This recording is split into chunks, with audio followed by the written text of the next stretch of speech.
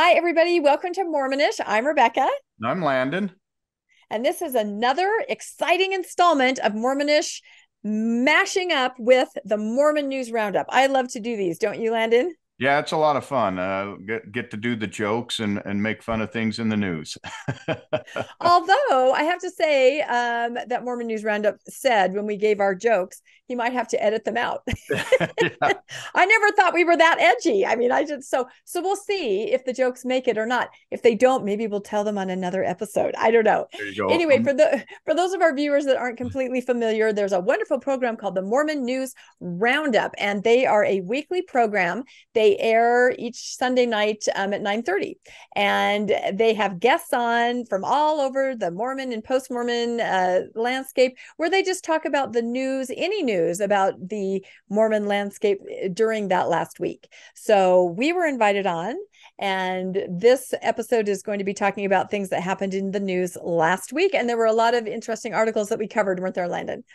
Yeah, there were. One of our favorite though is the one related to the Cody Temple because that one's so near and dear to our heart.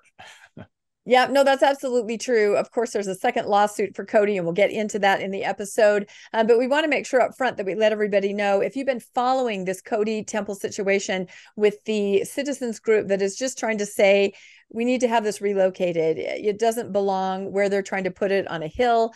The lighting, the dark skies, the zoning, the 110-foot steeple there right at the gateway of Yellowstone. They've been trying to go through channels to resolve the situation, and now the church has filed a second lawsuit. So their group is called Preserve Our Cody Neighborhood. It's POCN, and we are actually going to do a whole Mormonish episode on this really soon, because there's a lot to it. It's been a years long fight, I guess I'd call it, wouldn't you say, Yeah, Landon? They've yeah, been doing this for at least 2 years. Yeah. at least 2 years, and we've been in contact with this citizens group, and they're just wonderful people, just trying to say, anyone is welcome to build any kind of a religious building in our town, but please follow our zoning restrictions. So POCN, Preserve Our Cody Neighborhoods. You can find that on Facebook. You can donate, because of course they're just a town, and the church has fairly unlimited resources to take care of this kind of thing. Almost more importantly, you can send emails to city council members and zoning board members. They include all of the email addresses. There's a big vote coming up in just a couple days. So hopefully you guys will watch this episode, learn more about it. Go on Facebook to Preserve Our Cody Neighborhood. Send an email. Just tell them what you think. Say, come on, guys, let's put this temple somewhere else. Everyone can be happy. We can have a temple, but we can preserve our dark skies, and we can preserve just the look and feel of that beautiful area. So it's not the only news story we cover in this. We cover a lot that's really interesting. But as Landon said, this is one that we're very passionate about, because we are getting to know these people in the citizens group, and we really want to help them out. So any last thoughts, Landon, or we'll let them get on to the episode? On to the episode. On to the episode. Bye, everybody. Thanks. Ladies and gentlemen, kicking off the first stop on his world tour, our new president and prophet, Russell M. Nelson. You say you want some revelation.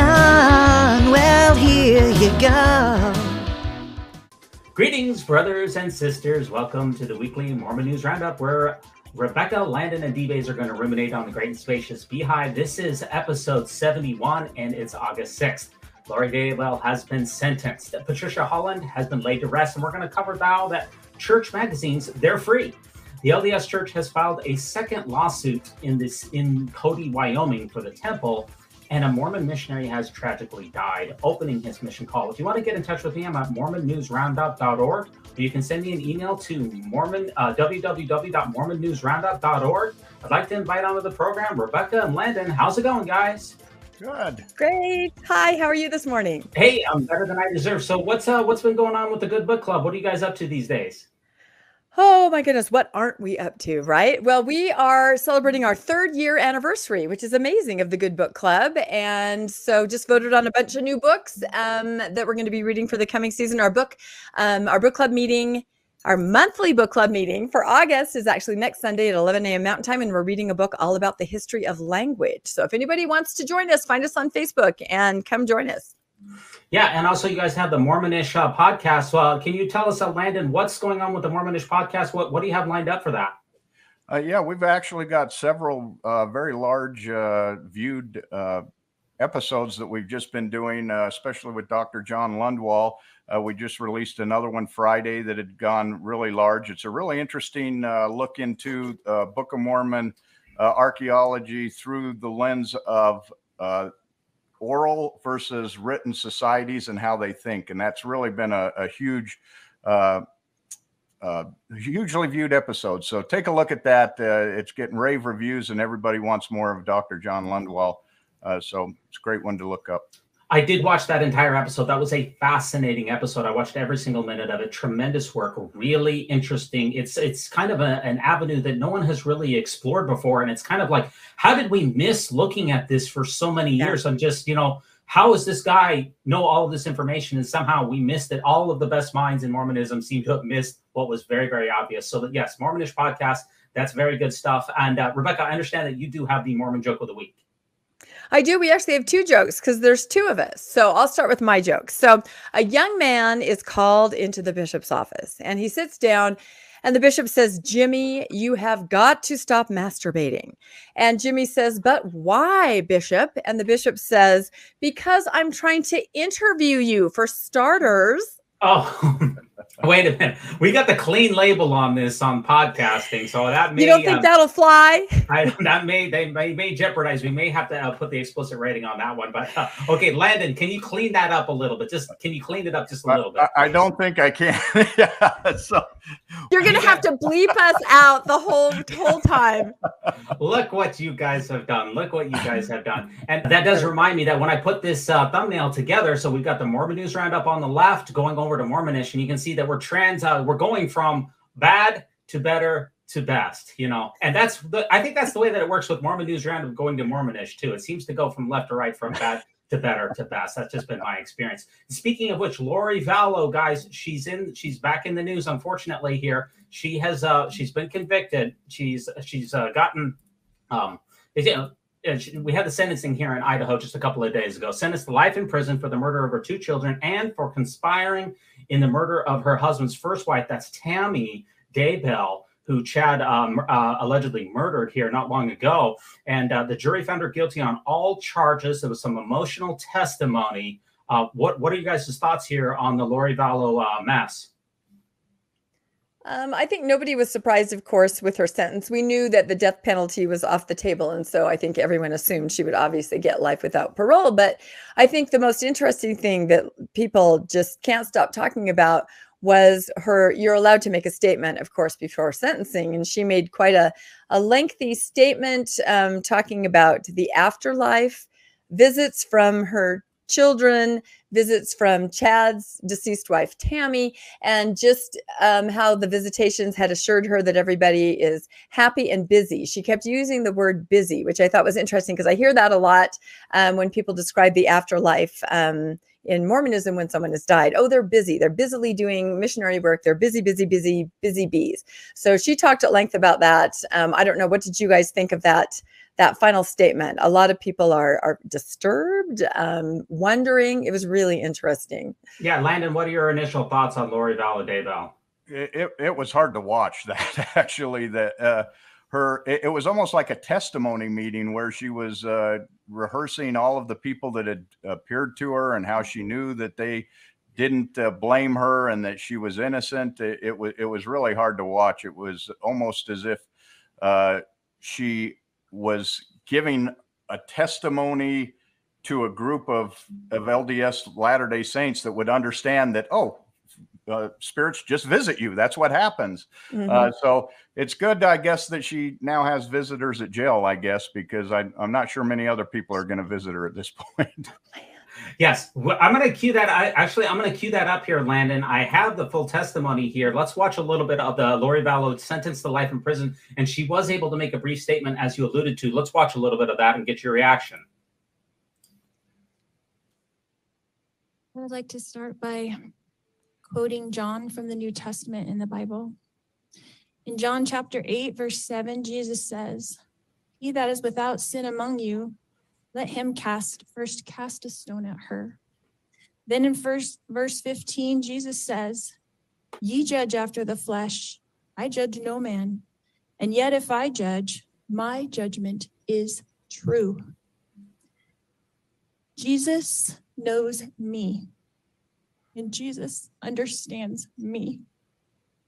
I mourn with all of you who mourn, my children and Tammy. Jesus Christ knows the truth of what happened here. Jesus Christ knows that no one was murdered in this case. Accidental deaths happen. Suicides happen.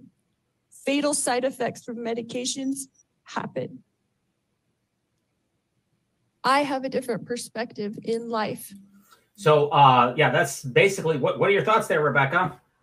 Well, it makes me angry because we know those were not the causes of death of her children or Tammy. It also shows me that she is just continuing to stick with, and I believe can't help but stick with her narrative, you know, that this is just mortal life. It means nothing. Their spirits are eternal. Their bodies meant nothing. And she actually had to, you know, free them from their mortal bodies so they can continue. I also feel that she is literally setting herself up to be a jailhouse prophetess, much like a Lafferty. I feel like this kind of a testimony is going to resonate with some people that are going to think she has some incredible connection. And I find that very disturbing and very dangerous because, as we know, Dan Lafferty has had effect on people out here. People have died. So I'm concerned by the whole situation still. I found this sum up here on Twitter, and all the Mormons in the courtroom at Lori Vallow says, wow, Lori is so crazy. But that sounds, I can't tell the difference between that and a fast and testimony meeting. Yeah, it's very much the same. The emotion that you felt there, you really felt she believed what she was saying. I couldn't help but believe that she really believed what she was saying. And that was the scary part to me. And I also found this take. Is this a cheap shot here? It says, I don't know what hashtag Desnat is capable of, but I do know what Exmos are capable of. Is that a cheap shot, or is that pretty fair? Wow. I'm not sure I even understand what's being said. What do they mean by that? I think the idea is that ex-Mormons are evil. They're capable of murder. Remember, she's been excommunicated. Chad has been excommunicated. She was excommunicated. Okay. That's my confusion. She's not an ex-Mormon. She may have been excommunicated, but she still firmly holds to the very deepest doctrines of the restoration that most mainstream Mormons don't even understand. Multiple mortalities, plural probations, which Mormonish is actually working on an episode on because a lot of people aren't aware. So no, she's not an ex-Mormon. She was excommunicated. So technically, yes, but her beliefs are even more authentic than I think a lot of mainstream Mormons would understand. Yeah, and Landon, this mugshot is getting a lot of traction here. The internet is alight with headlines on the expression in the mugshot. What are you getting from this expression in the mugshot here? Wow, I don't know. She seems pretty. I don't know. She seems somewhat. I'd say confident. I think she looks confident. She's kind of like, well, this is just this one life of mine, and this is how this happened. But don't forget, she believes that she's this eternal being, a priestess. She has a higher mission that none of the rest of us can understand. And this is just part of it. And we just don't understand this incredible work that she's doing. Yeah, she looks disgusted that she even has to go through this. Like, yes, like, Right. You know, Radio Free Mormon, he posted this on his Facebook feed, and it says personal revelation and or divine command are not legitimate basis for truth or morality. There's been a lot of memes that have been put together on her little mugshot there. And of course, this is the most difficult thing about this, is that her testimony is a lot like a fast and testimony meeting. It says, Jesus has contacted me. Jesus has told me what to do. You know, I'm going to be in the afterlife with my kids, with my family. This is all according to divine plan. And you can really not tell the difference, except for that she used the word murder, in between a fast and testimony meeting. Her testimony would fit in perfectly with a fast and testimony meeting. And that's the problem, is if you're trying to discern mysterious voices in your head, those mysterious voices can lead you to do really, really horrible things. And that's the entire problem with this. Any last thoughts on this, guys?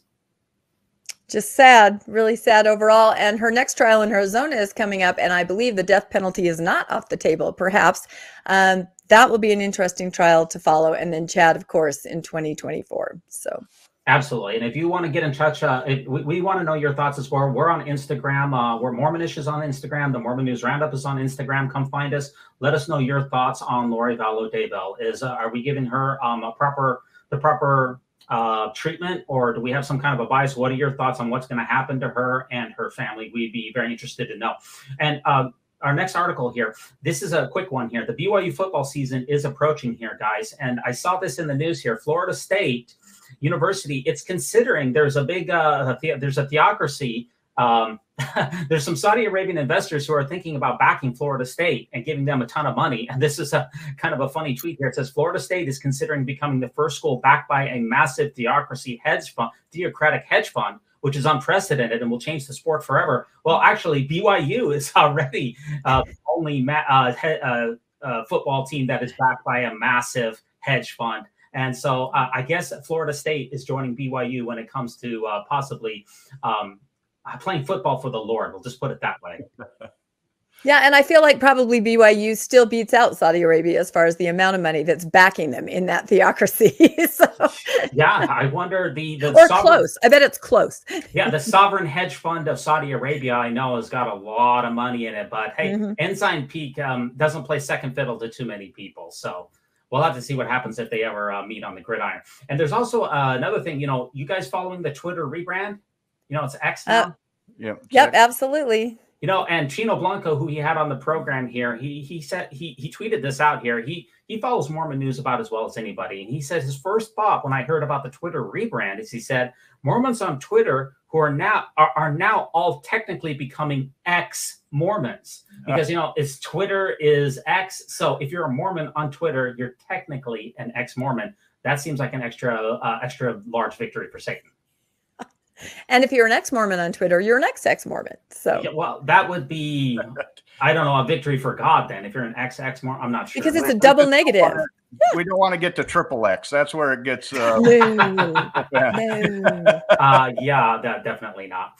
Hey, we're going to hit you fast and furious on this one. This is another one that was in my neck of the woods here. This was released on the Loudoun Times, July 31st, 2023. Mormon youth, quote unquote, youth minister accused of raping Leesburg children. This is not far from where I serve my mission. And, Leesburg resident Sean Noble Frost was accused of molesting 2 boys, according to a $10 million lawsuit. The couple alleged that Sean Frost molested them while he was babysitting. He committed a horrific acts here.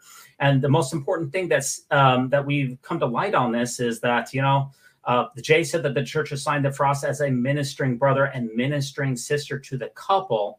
And each couple in the church is assigned a ministering brother. But, this was all came to light here in April 2021, April 2022. The children were absolutely, they began acting very strangely. And it's just another really bad case here that we come to find out is happening almost every single week. We see these type of cases, which is really unfortunate.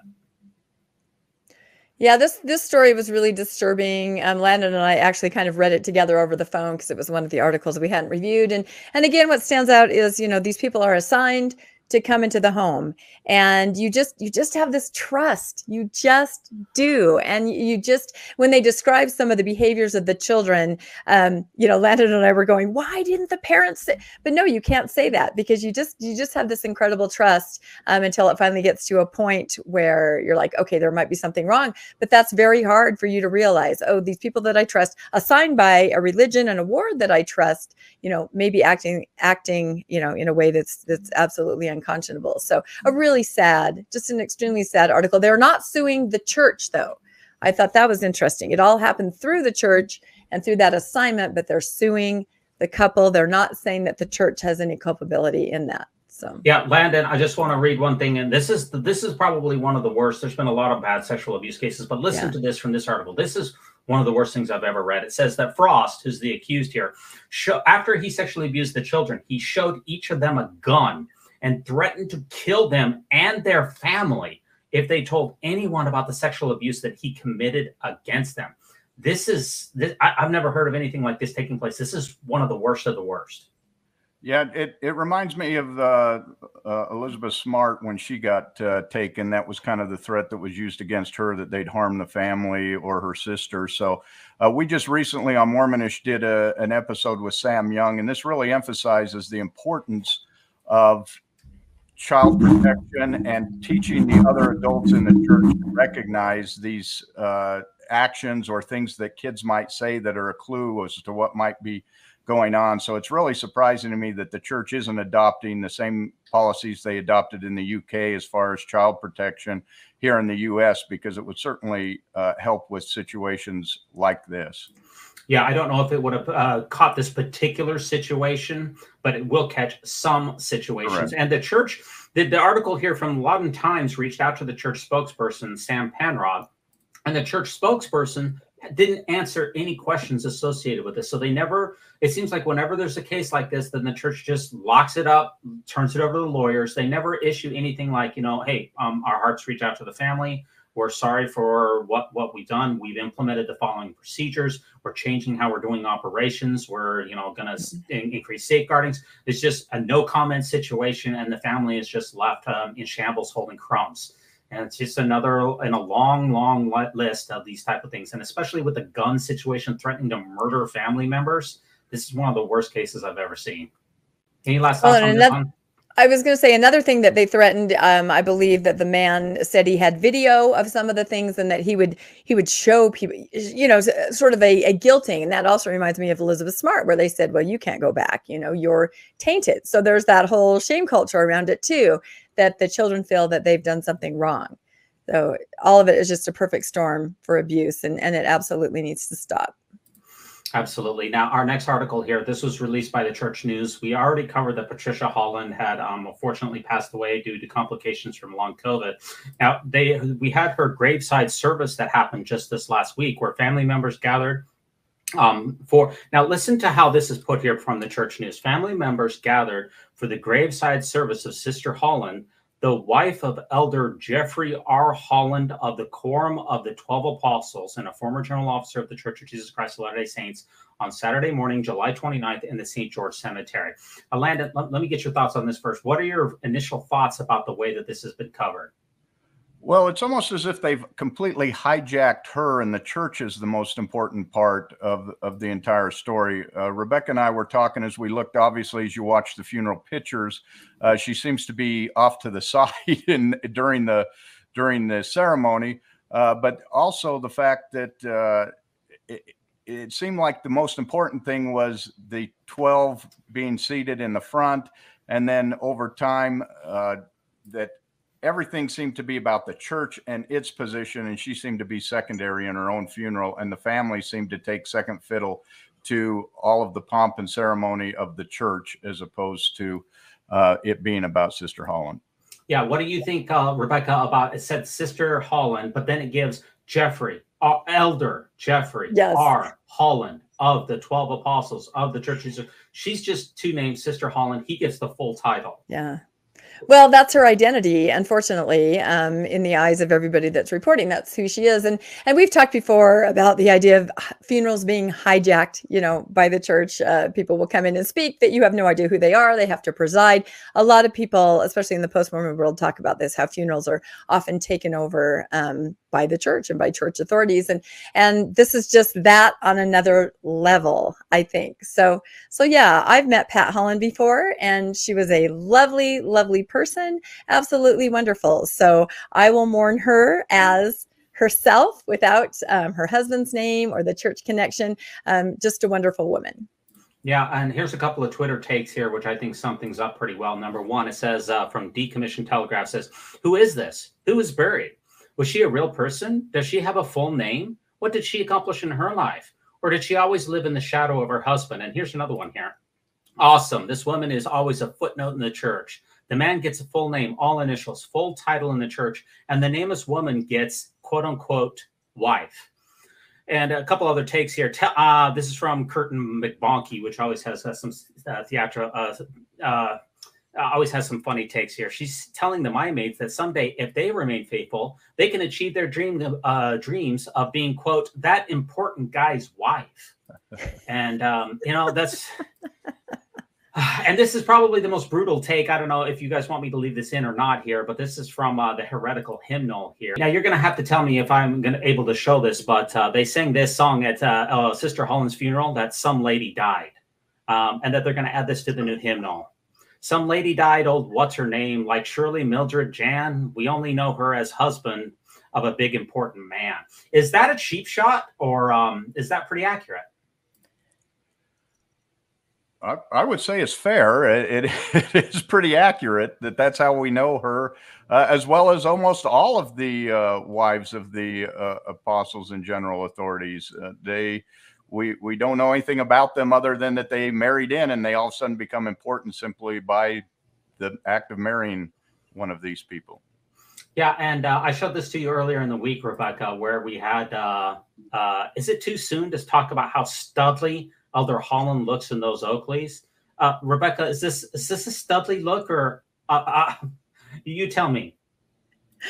Oh, I think everybody looks studlier in sunglasses, obviously. But now, of course, we're hearing that he is having some health problems. Maybe we'll cover that later on.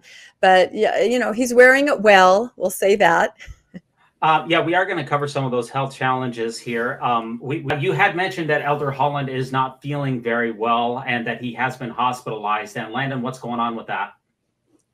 Yeah, I mean, his health has not been well for quite some time. And with the passing of his wife, he was able to make it to the funeral, but it sounds like he's hospitalized again. And from what I understand, it's pretty serious. He may not last very long at this point, which really shuffles up the the seniority in the quorum of the 12. I think he's right ahead of Irene. So Irene moves up to become the fourth in line with Uchtdorf and Bednar right behind them. So for those who are looking for change with Uchtdorf, that becomes a little more likely with the passing. And since the three top members are all over 90, with Ballard, Nelson, and Oakes are all over 90, it puts a little bit younger crowd coming up behind at this point. Yes, it does. And if you look at this tweet here, Rebecca, look at this tweet here. It says, "This saddens me for all the usual reasons. While it underscores the need for us to move to a system of emeritus members of the Quorum of the 15, squeezing the very last drops of life out of our senior leaders like a cheap tube of toothpaste is dehumanizing and doesn't serve the church well." What's your reaction? Yeah, I've always said that. Other churches, the church, the RLDS, the Church of Christ, they have a system where somebody simply retires. And I absolutely agree. These men deserve to have rest in their I don't even want to say final years, just their years when they're 80, maybe the number's 80. I'm not sure, but they definitely need that because, as Landon said, we're looking at three nonagenarians that are next, or two that are next in line until we get to somebody that's 80, who is Uchtdorf. So there needs to be a system, I think, for everybody's benefit where there's just emeritus. Yeah, somebody tweeted this out too. I follow, I guess I spent too much time on Twitter. They said, Elder Holland has been hospitalized for the treatment of ongoing health complications, the church says. And somebody tweeted this out. Well, don't they mean husband of the late Patricia Holland? Wouldn't that be more accurate? It would be more accurate. But, there's, of course, the idea that God keeps them in place and uses them as long as he needs them. And so they will not be removed. And I don't think the church would ever suppose that they could remove them themselves by an emeritus status. But my question is, if President Holland does pass away, will his casket be front and center, or will he also be over to the side like Pat? I think it'll be really interesting to look at the differences, because I'm sure you talked about that red chair, throne, some people were calling it, was pushed over so that he could sit by his family. He was still in that chair. So will his casket be in the front? Will there be a picture of him on his casket? Will he have an appropriate floral arrangement? None of those things really happened for his wife. So it'll be interesting to compare and contrast. If you look at President Monson's funeral, his casket was directly behind the lectern, the most important position. The lectern really in General Conference represents the church and the position of the most power. So whoever's directly behind that is considered the most powerful person. And President Monson, his casket was perpendicular to it and directly behind the podium, the position of most power. Sister Holland, her casket was way off to the side. It was not perpendicular to it. And instead it was, the throne, the 5 or 15 red chairs were in front of it as well. So, Landon, you did talk about you did talk about how this is going to affect who is going to become president of the church here. And somebody did a statistical analysis really of the predicted probability of becoming the church president. And this is, in my opinion, going to change the calculus. So obviously, President Nelson, he has a 70% chance of being a church president all the way up until about 2024. Then it's 40%, and it drops down to 2025. He has a 20%, and so forth and so on. And it shows who is going to become the president of the church using this kind of like an actuarial table. And Elder Holland, he had a 40% chance of being the church president in 2029 to 2030. I imagine that we could probably agree that that is less now.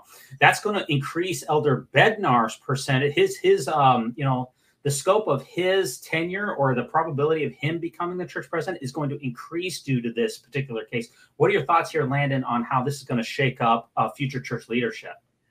Yeah, there's no doubt Bednar is 10 years younger than everyone around him. And so it's almost assured, unless he has an early demise, that he's going to be the president at some point.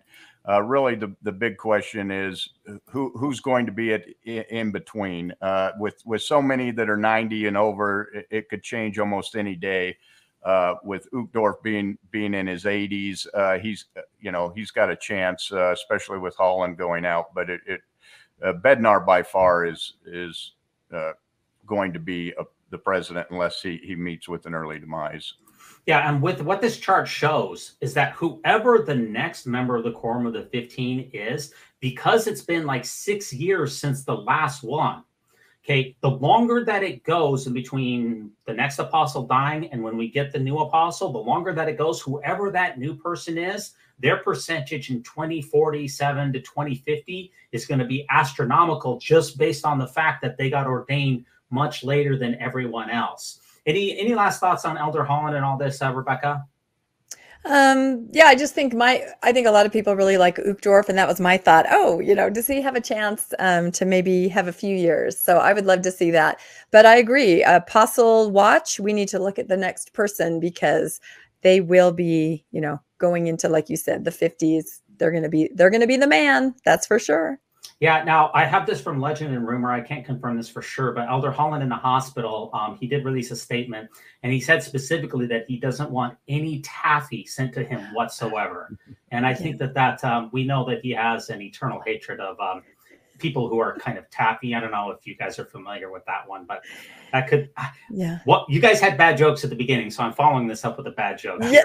This whole episode is about bad jokes. No, so please send your gift baskets to Holland. Of course, please send them, but don't include any taffy. No. And I do have one piece of advice for Jeff while he is in the hospital. Don't you dare go home early. Don't you dare. Oh. I seem to recall him saying that to other people in times past. I'm going to give him the same advice. In a different context. Oh. A different context, I think. But no, we love Elder Holland still, so.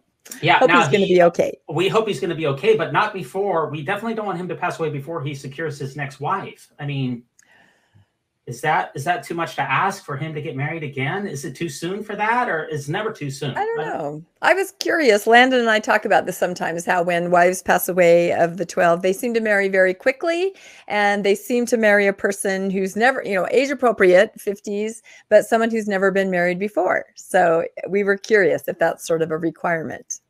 Yeah, I mean, is he scouring the BYU faculty directory for those single gals in their 50s right now? Mm-hmm. Or did he have a staff member bring him that BYU directory so that he could find a virginal 50s BYU faculty member to make sure that he's taken care of? Because almost every time they get remarried, Oaks got remarried, President Nelson got remarried. The only one that I'm familiar with who had a prolonged level of his wife dying was Elder Scott. Richard G. Scott, his wife died, and he did not get remarried for 20 years, I believe. I don't know that for certainty, but I believe he's the only one I'm aware of who did not get remarried. So is that what we're expecting to see here, or what do you think? Well, we know that from the Gospels or from Mormon theology that you have to have 2 to 3 wives to make the celestial kingdom. So if he hurries, he can still get that second one in. Yeah, that's true. The only men who, Brigham Young, the Inspired Council of Brigham Young, the only men who become gods, even the sons of God, are those who enter into polygamy. inspired counsel from our former president, which we can learn a lot more about thanks to the fact that the church magazine subscriptions, guys, they're now available at no cost. Every household can receive the Liahona for the Strength of Youth and the Friend at absolutely no charge. What do you think here, Rebecca? Yeah, that was interesting news because for many years, I would have family members that would send me these magazines. And I know a lot of family members do send magazines, even if people perhaps are more post-Mormons. So it's kind of received maybe a mixed reaction. But now I already feel that the Liahona has taken definitely sort of a Christian magazine bent. And now they can be anywhere. They can be left in doctor's offices, dentist's offices. They're just a Christian magazine. Somebody pointed out that actually it wasn't somebody, it was our wonderful accounting professor, Spencer Anderson, who does a lot of work with the widow's mite. And one of the church's goals is to have less of a, environmental footprint. And I feel like now there's going to be 10 times as many magazines printed. They're all for free. Everybody's going to request them. They're going to send subscriptions to friends. And I think there are going to be landfills now full of these printed copies. So Professor Spencer of the widow's mite was like, this is not exactly the environmental mission that the church has stated. So I thought that was an interesting angle to it. Landon, for me, it's finally nice to see that all these Ensign Peak returns are going to be put to good use by having all of these magazines. Am I right?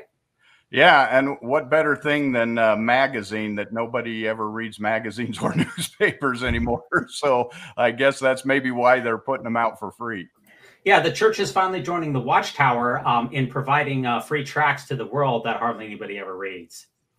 My wife, though, seriously, this was a coincidence. My wife did come up to me this week because I do take a couple of church. Actually, we have a number of church magazines. My favorite church magazine personally is a BYU magazine. And I also have a subscription to the Department of Education magazine, which comes out of BYU, which is called the McKay magazine. And she's like, do you still want these? And I was like, yeah, I love the church magazines, And I guess now we can all bombard all of our friends with these magazines for subscriptions for years for free. I mean, we're going to be flooding the earth. We used to flood the earth with the Book of Mormon. I guess we're going to be flooding the earth with all of these slick magazines now, huh? I think so. Yeah, absolutely. Church magazines are free now. I saw this on Reddit here. It says church magazines are free now. The members hear you. The members don't care. Let me try that again. That's not my best Scottish accent here. Church magazines are free. The members hear you and the members don't care. That's the best I can do. Is that racist? That was pretty good. Was that racist, or I gave it my best shot? I don't know. That character speaks with a Scottish accent, so I think you're okay in having just repeated what the character would say. I gave it my best shot. So, hey, for those of you out there, leave us a thumbs up, leave us a like, leave us a subscription. We really appreciate that. And that does take us to our next article here. And this was as you well know here, Trump has been indicted yet again in the news.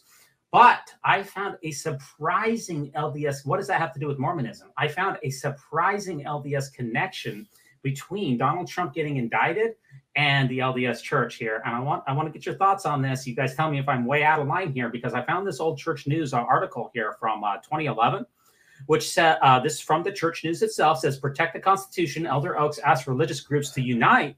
And he says that its supremely important founding principle is religious liberty, which we know Elder Oaks is a big fan of this. And look what we find here, guys. Elder Oaks on the right speaks with Dr. John C. Eastman of Chapman University prior to his speech at the School of Law. Are you guys familiar with John Eastman at all? Yeah. Well, now. Yeah, we are now. I think you should explain to your viewers, though, exactly who he is, in case they don't know, and then they'll be by the connection. Yeah, well, John Eastman, first of all, Colorado GOP attorney, John Eastman. By the way, is it too early to talk about how studly he looks with those glasses? By the way, Is that too early? Okay, maybe not. He's an attorney, and he is co-conspirator in the latest Trump indictment. There's 6 co-conspirators. I believe 5 of them have been officially named. And I believe John Eastman here is co-conspirator number 2 in Trump's indictment and his plot to overturn the 2020 election here. So, yeah, that old picture there, we had Elder Oaks hobnobbing with John Eastman, who is basically Donald Trump's go-to lawyer. And basically, the lawyer who gave him a lot of apparently terrible advice. I'm not a lawyer. I didn't follow this case very carefully, but apparently gave him a lot of just really horrible advice, which is why he's also being indicted. Now we have, if you go back to that old photo, we have Elder Oaks and John Eastman hobnobbing. What a connection. Wow. I couldn't believe it. Well, nothing says protect the Constitution like a coup against the government. That's what I like. Yeah, no, that's for sure. I did come up with a couple of memes here for you guys, which I want you guys to review and let me know your thoughts on these memes here. How about, it's kind of like the Bobbsey twins here, What are the Bobbsey twins? Sorry, what are the Bobbsey twins? That's a little bit before my time. Yeah, it was a series of books about just some cute twins that had little adventures together. So yeah, no, that's extremely accurate. Yeah, just having fun, having a good old time together. Yeah. A couple of old pals having some good old time. Or how about this one? Clone company managers unite. That's kind of a miss. They're not clone company managers, but that's best I could do. Or how about this one? Two minds thinking as one. That's inspiring, actually. That's an inspiring meme. Yes, it is, for sure. Or how about this one? Two peas in a pod. Oh, yeah. That's nice too. How about birds? What is that saying? Birds of a feather. What's that saying? Yeah, flock together. Flock together. Yeah, that's two right. Birds of a feather, because Elder Oaks, we had the SEC fine debacle where the church was fined for basically hoarding Dragon's Hoard without reporting to the government. And of course, Elder Oaks is basically the chief legal counsel for the church. You can say it's Kurt McConkie, but it really isn't. President Oaks is really the chief legal counsel. So we have two birds of a feather. One is helping to overthrow the government. Another one is helping to hide billions of dollars. The birds of a feather, they're really flocking together. Or, John Eastman talking, hiding billions. And now here's how I would do it. Just an inspiring connection. See that. Yeah, an inspiring connection between those two. I find that to be heartwarming to see those two together. And I hope that they have many more adventures going forward. Speaking of the law, we're introducing a new segment here in the Mormon News Roundup called let me check my notes here. A new segment is called the Church Lawsuit Ticker. Now, some of the other Mormon related news programs have temple tickers where they tell you what's going on with the temples. I prefer lawsuit ticker. And our latest lawsuit here, guys, this is from the church has filed a second lawsuit against the city of Cody, Wyoming. Rebecca, what is going on in Cody, Wyoming? It's a mess up there. Oh, yeah, we're really interested in this scenario. In fact, Mormonish is going to be putting out an episode really soon. A temple was announced in 2021. It's supposed to be built on a hill. It has a 110-foot spire. It's going to be lit up all night. You know how I'm very protective over dark skies. And it's also in a residential area, in a neighborhood with very little access in and out. And so a citizens group, Protect Our Cody Neighborhoods. Is that right, Landon? Is that the acronym? Yes. POCN? Yes. They're trying to just say, look, we have zoning laws, we have things in place, you've got to comply. We want you to figure this out and relocate it to somewhere else. So the church, this is the second lawsuit now that they filed against this zoning committee. The zoning committee is just doing their due process. They're following their city ordinances, they're following the laws. However, there are some LDS members on the committee and involved there in that process who have not recused themselves. And so it's a fight. It's an absolute fight. And this is the second lawsuit now against the zoning board saying, that they're not acting correctly, that it was illegal, some of the things that they passed, that the vote isn't correct. So if anybody would like to get involved, you can look at POCN, Protect Our Cody Neighborhoods on Facebook. They just they have a barcode if you'd like to financially donate, because as we know, it's sort of a David and Goliath. There are unlimited funds on the other side to get this passed through. This is just a regular town budget trying to say, look, we're trying to protect our pristine, beautiful Cody area. And Landon has been there before, a certain type of architecture, just a certain look and feel, and the dark skies. It's just a travesty, I feel. Also, not only financial donations, but simply to send emails to the city council there and to the zoning board. And they have all the city email addresses. They have the points that they're trying to make. The really unfortunate part is that it looks like the church there, local members are fighting back by crying religious persecution. Yeah. They've put out articles that are saying, you know, this is like racism. This is, you know, really not great things that they're saying. And in our interactions with some of the people on this neighborhood committee, they're like, we're all different religious denominations. If any of our religions were trying to put this building on this hill, we would say, no, this does not fit in with our plan. This does not work for this area. So it is not religious discrimination. It's simply city zoning. Follow the laws of the land. So I would encourage everybody, boy, I sound like I'm on a soapbox, but I do, having talked to these people, really feel their pain. And so you can go to Protect Our Cody Neighborhoods. I think you can Google it. I think there's a website for sure. It's on Facebook. Send some emails. Tell them what you think. You know, I mean, it does make a difference. And if you can help financially, you can do that too, because they're in a fight, a huge fight. Yeah, it's actually the Preserve Our Cody, Cody neighborhood. Preserve. Yeah. Okay, thank you. Landon, in the mouth of 2 or 3 lawsuits shall every temple be established. I think that's in the New Testament, right? I think it is. We know that how much they love lawyers in the New Testament, and that's been part of the issue. As I've talked to this group, and I've talked to members of the church there in the Cody community, as well as to some of the people who are fighting it, and the people who are fighting it are just dumbfounded. They are going, how is this a church that is treating people this way? They came out and said that they would abide by whatever decisions that the government board there decided. And as soon as they make a decision, the church sues them. Now they're on their second lawsuit. And it is unfortunate because the city planner there is LDS, as well as one of the board members is LDS, and that board member is refusing to recuse himself from the votes, even though one of the other board members who has been opposed to this had to recuse himself because the church hired his surveying company that he works for to do some of the surveying on the church, which represented a financial gain for him. So he had to recuse himself. But evidently, making a solemn covenant to build up the kingdom of God on earth does not qualify as a reason to recuse yourself from vote in the government body here. And these people are just astounded as they watch the church try to bully them into how their neighborhood should be. And of course, we've seen what Salt Lake has done with the downtown Salt Lake area around the temple, how they get to decide what Salt Lake is going to look like and what their community is going to look like, but they refuse to let this community decide how their community should look. The church knows best, and the church is going to ramrod this temple on this hill that's going to completely ruin the look and feel of this town that was founded by Buffalo Bill Cody. His saloon is there, his hotel is there, the museum for Buffalo Bill, the Museum of the West is there. This is a Western town, and it's got this temple that looks like it's out of Mexico, sitting on a hill lit up at night. It really ruins the ambience of this town.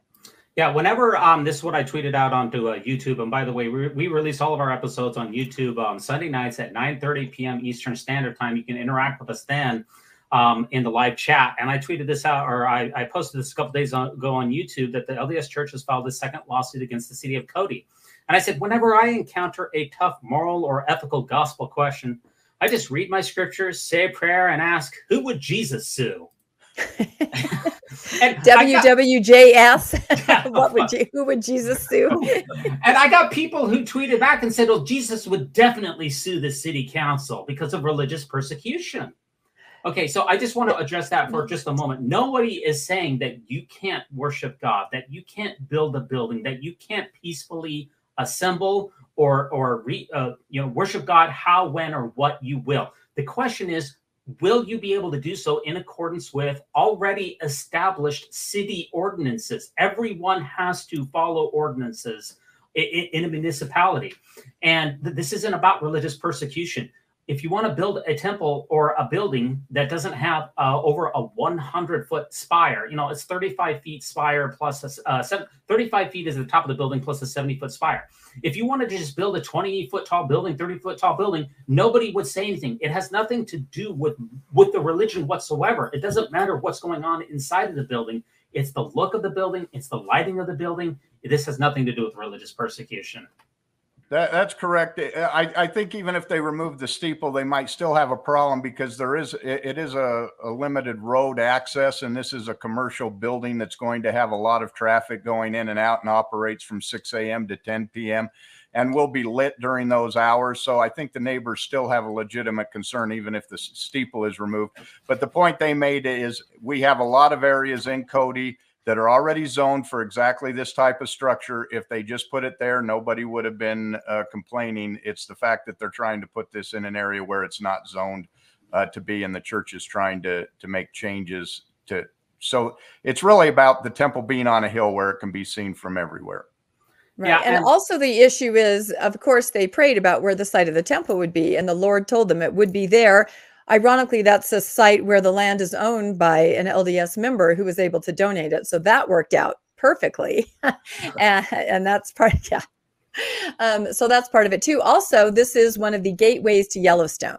This is one of the pristine, pass-throughs as you enter that whole experience of Yellowstone, which possibly may be why they want it to be so visible there. And it's absolutely why the town people do not want it to be there. They want to just preserve that wonderful experience as people drive in and enter Yellowstone. So yeah, I saw this change.org petition that went along with this that was launched just this week. And it says, stand with Cody, Wyoming against the Church of Jesus Christ of Latter-day Saints. It's only got a couple of hundred petitions on there, but it says, this is a small town with less than 12,000 people. We do not want to have a temple. We've declined the building permits. We don't want the light pollution. We don't want a 10-story spire that would change the landscape forever. And that's the thing about all of these temples is they will change the character of the small town permanently. Okay, permanently. Because these temples are basically never torn down. We've never really had a temple except for Kirtland, or except for Nauvoo, which burned down, but it was rebuilt. We had the Apia Samoa temple, which was burned down. It was rebuilt. Anytime you invite a temple on, that is a permanent establishment of the church there. It's kind of like the U.S. military. Once they invade someplace, they never seem to leave. So, yeah, I mean, this is kind of the last chance for the people of Wyoming to try to determine their own fate. Any last thoughts on this one, guys? Yeah, I just want to clarify. It's not that they don't want a temple. The people I've talked to all said a temple is fine. A house of worship is fine. It just needs to go in the right place. Okay. Right. And I just want to say again, it is preserve our Cody neighborhoods. I'm sorry that I got that wrong. Everybody, please go to Facebook, POCN. And these are just wonderful people just trying to protect the look and feel of their town. And interestingly, I will say this, they had their own petition there locally, and everybody signed it that was right there in that county. And then I think, correct me if I'm wrong, Landon, that the church had some kind of a survey and they had to go to many neighboring counties, to get signatures. And am I right on this, Landon? That's correct. Most of the members don't live in Cody per se. Right. In that area. They live in the more remote counties. Some of the settlements were settled by Mormon settlers, but those are in counties that are not in Cody itself. So the majority of the Cody people signed a petition that they didn't want it there in the Cody area, but they went to the surrounding counties and got petitions to try to who aren't even impacted, who can't even see it. So they could not find enough people to sign it locally who were impacted. So yeah, it's read about it, everybody, if you haven't. It's a really interesting situation, and help if you can. Yeah. And while you're at it, leave us a 5-star. If you're listening to this on podcasts, on Apple Podcasts or on Spotify for both of our podcasts, either the Mormonish podcast or the Mormon News Roundup, will you please leave us a 5-star review and let us know your thoughts on our podcast? We'd be very grateful for that. And we also have another temple that's in the news as well here. And this was from Meridian Magazine, or Latter-day Saint Meridian Magazine, Latter-day Saints Shaping the World. And this is the newest house of the Lord in Washington State is opening its doors to the public. Another temple opening here in Washington. And the way that they're referring to temples is kind of changed recently, hasn't it, Rebecca? It has. And I made this prediction a long time ago that they would start calling them the House of the Lord. Acronym is HOL, of course. And this temple is going in kind of in my neck of the woods where I grew up. So that's kind of interesting. But yeah, I do question the use of the acronym. Will that replace, I don't know, would you say hall, going for a hall recommend or a whole recommend? I'm not sure. It's interesting. New acronym, I think. House of the Lord, HOTL. Yes. I think a lot of people take out the T. Yeah. And they would just say hull, I think. Huddle. Anyway. Hotel, if you keep the T Hotel. Yeah. Hotel. Yeah. You check in, but you I never thought check Marriott out. was the hotel of the Lord, but Yeah, good point. Good point for sure. And the church has bought actually a couple of the Marriott hotel, large Marriott hotel properties from the Marriotts themselves. I do wonder if they got a good deal on the purchase. I imagine that they did. I don't know that for a fact. We have there's 2 last articles to get through here. We're trying to do all of this news in just 1 hour, which is tough to do, but you've come to the right source if you want to do it. This is a rather tragic story here. Liam Mildenstein.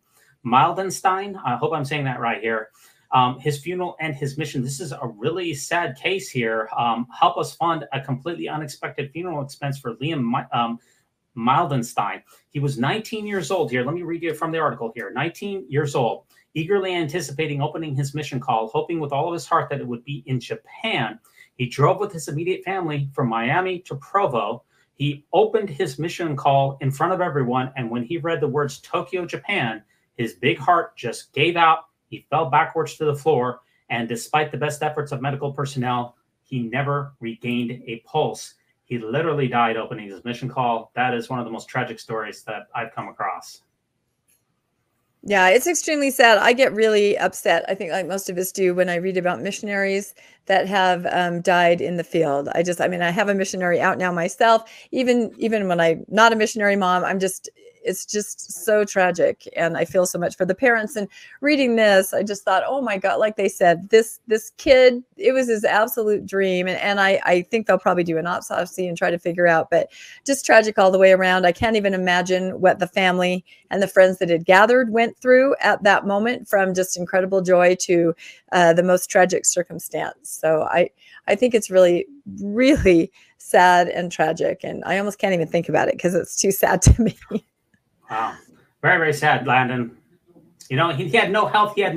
This is a family from the dailymail.co. And this was covered by the Salt Lake Tribune. It was covered in quite a bit of places here. He had apparently no preconditions. He had no health complications. He just, the excitement of a mission call just kind of overwhelmed him. And then, he just, he never regained a pulse. And that's a pretty sad story here. Yeah, absolutely. Horrible. Now, I just have one thing that I want to bring into question here, and that's they said that they did a GoFundMe page for this young man here. The GoFundMe page was for $30,000. Now, far be it for me to poo-poo on anyone's tragedy here, but I do have a bit of a question of this particular number here. In fact, they've already gone past the goal. They've raised $40,000 for this young man and his funeral expenses. An average funeral in the United States is about $10,000, maybe $8,000, $10,000. I just wonder, why is it that we're raising $30,000, $40,000 for a funeral expense? I mean, typically a casket, I happen to know this pretty well, a casket is usually $5,000, and maybe a plot of land would be a similar amount.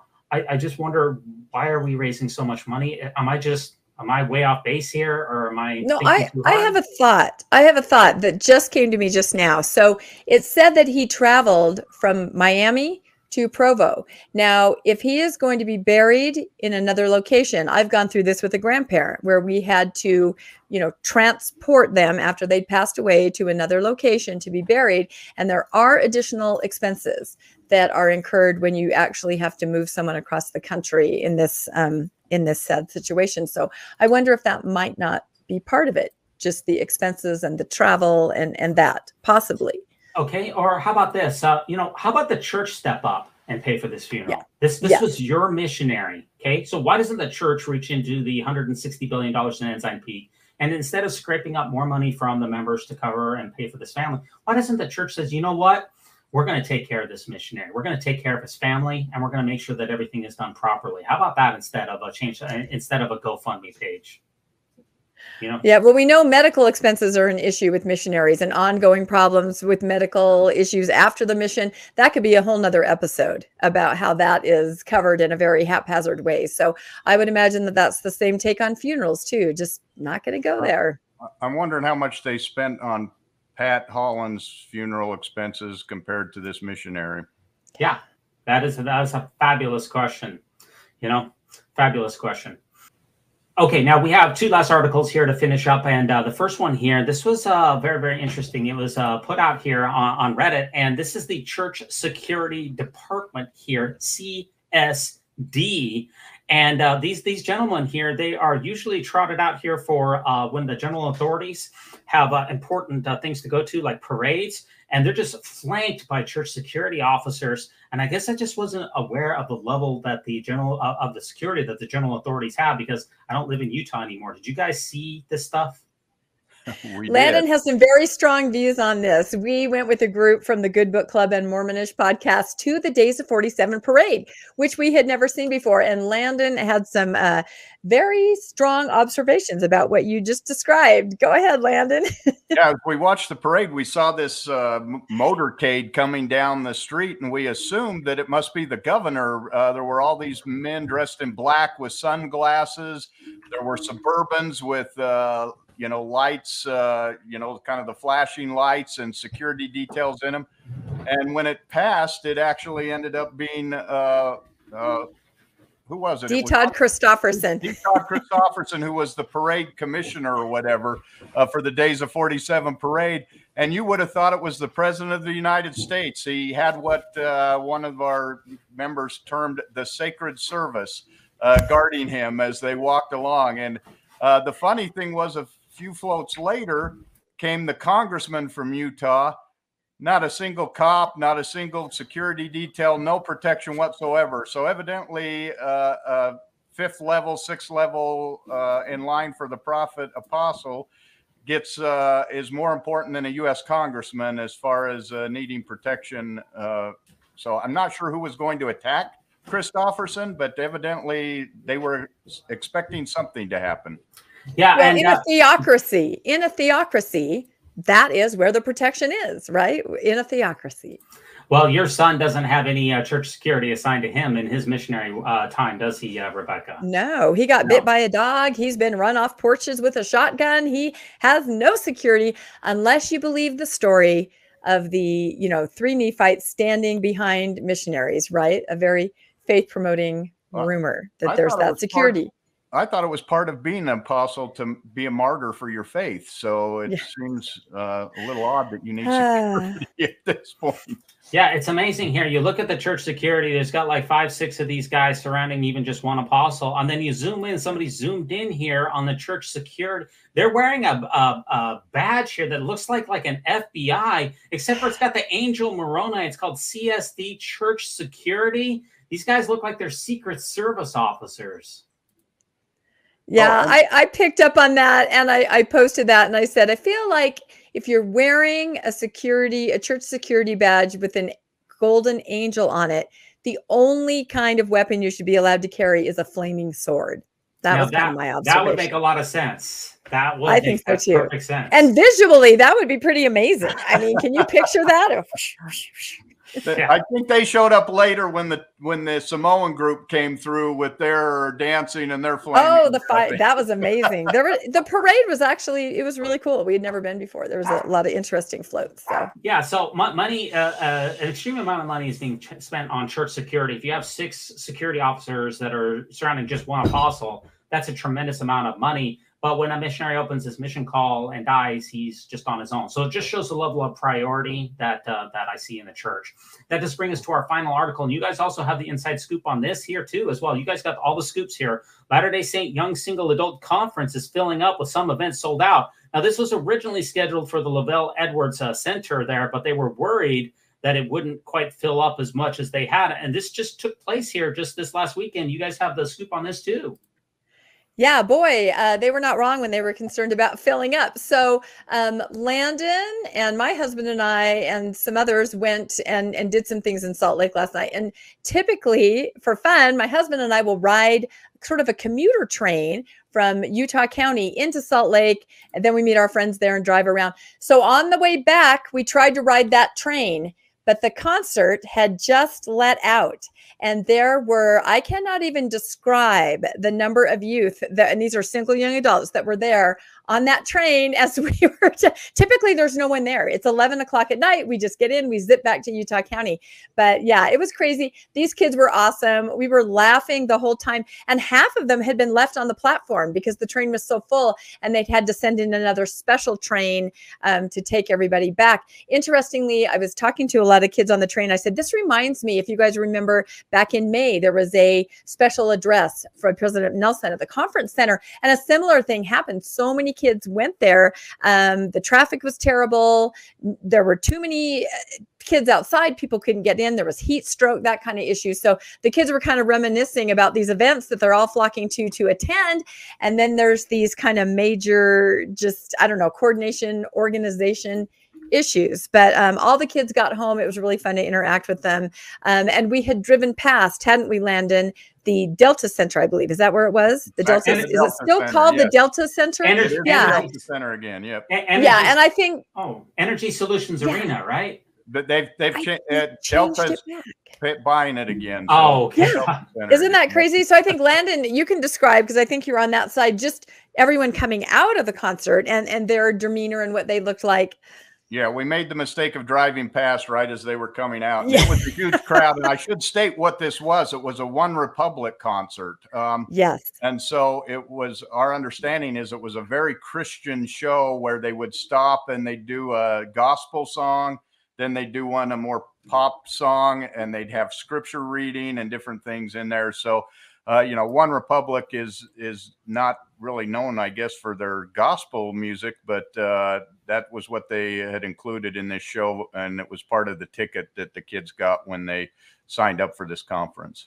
Yeah, I thought it was Vivint Arena now. Vivint, I thought. It went from Energy Solution to Vivint, and I don't know if it's changed back to Delta or it's going to, but my understanding is Delta's bought it again. So. Anyway, a venue in Salt Lake. But I, knowing I was coming on the roundup, did try to do some reporter on the ground, right? So I did talk to some of the kids. I call them kids. These are young single adults. These are like BYU, UVU students. So they've graduated from high school. To me, still a kid. And so I talked to some of the kids there waiting, and they all said it was amazing. It was just wonderful. It was uplifting, very Christ-centered. All of them seemed really energized and pumped up from the concert. And then I ran into some people that Landon and I had met at Sunstone, and they were telling us as adults they had gotten tickets. They were probably the only adults there, and they had a very different take, kind of what Landon had said. Maybe different take is wrong, but yes, a very Christian concert. Like you wouldn't even really know that you were at an LDS venue. There was really no mention of that. It was a lot of just feel good songs, and then some, scriptural quotes, a lot of talk of Jesus in between. But they said it was absolutely, compared to the kinds of things that we used to go to as kids, right? Where all the music was LDS music. It was very LDS centric. This was, they said it almost was non-denominational. It seemed like just an evangelical kind of just a feel good event. So I thought that was interesting, that perspective, but the kids seemed to love it. And it's the first of this, there were four or five events in this whole series for young adults. So there's going to be fireside, a dance. When you purchase your ticket, you get to go to all these events. And so, I think they're just trying to connect these kids, get them talking, get them dating. I would say that riding that train together, I would hope that maybe some connections happened. I mean, if you're standing like that with somebody, maybe you're going to get to know each other, right? Some of them might have to talk to the bishop. They might. I'm not kidding. I feel like I have to talk to the bishop. I mean, we were squished and it was hot. Some of the kids were, I felt like I kind of went into mom mode. I kind of like, okay, everybody, it's okay. Try to stand up. The fan is up here. You can feel the air from there. And when a stop would come up, my husband and I would try to help people like, okay, move to the side. Let these people through that need to make it to the door. We were trying to facilitate so it wasn't so uncomfortable. But yeah, it was a really funny experience just to ride, for about half an hour with all these awesome kids from Utah County. And it was like $50 a ticket, right, Landon? $50. It's $50, I believe, for the entire 4 weeks. There's something every weekend. And so, for a One Republic ticket, $50 plus the other things they have going on, that's really affordable. Hey, that's a lot cheaper. And I remember. That's a lot cheaper. I was going to say, I remember reading. Uh-oh, don't go there. I said, don't go there. Right. Of course, you have to pay 10% tithing on top of that, but You do, but I do remember reading a month or so ago that they were having trouble selling these tickets. Like they were concerned, so they had put letters out to bishops of singles wards, get everybody to go. And some people were pushing back, going, "Oh, you're trying to make these kids pay. You know, they can't afford it." But I think a lot of things that I read, then the kids were saying, you know, it's worth it just for the concert, like what Landon said. And then on top of that, you get these other events and chances to connect. So, and now I think I'm reading from the article you put up. It looks like some things are even, you know, some venues are sold out, or you know, it seems like it's doing well. So it's going to be well attended. That sounds absolutely fantastic. Hey guys, have we ruminated well enough on the Great and Spacious Beehive this week? I think so. There was a lot. Absolutely. Well, I want to thank you guys so much for coming on. I'm going to be looking forward greatly to what you guys have, especially on the Mormonish podcast, on the Good Book Club. You guys do so many great things over there. And I want to shout out to Weird Alma for this episode's music. Thanks so much for being here. And remember, no unhallowed hand can stop this podcast from progressing. So long.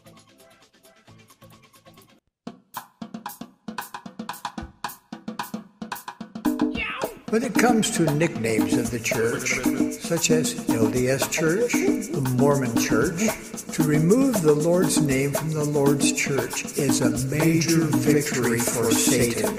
Satan. Thanks for joining us for another episode of Mormonish. We really appreciate our listeners and would love to hear from you if you have a story you'd like to share. You can email us at mormonishpodcast@gmail.com. You can also find us on Facebook, Instagram, and on our website, mormonishpodcast.org. And don't forget to look for us on YouTube and like and subscribe. Keep joyful, everybody.